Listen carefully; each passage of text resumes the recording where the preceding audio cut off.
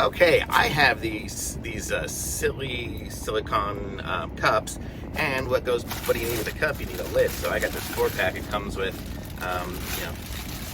it's like 2 blacks, a multicolor, and a clear one. I'll show you guys, well, sort of clear. I'll just show you kind of how it works. So you have this silicone cup, and then this one here kind of fits inside. So they have 2 different versions. They have the outside one and the inside one, but it just kind of goes right inside. So there you go, and it folds on there. It's super strong. It stays in there, and it'll keep it. If you push this little tab down, like you see this little tab, I push it down, it'll keep things from spilling out. If you turn it upside down, or you can just pull it out and then you can sip it, or you can stick a straw right through the middle. So these are really cool, and it just kind of pops out and goes back in there, so it holds itself in. It's got the little ribs, so it kind of holds itself in as you stick it in. And these are super cool little lids because it's a 4-pack of lids, and they're very cool. So thumbs up for me on those lids.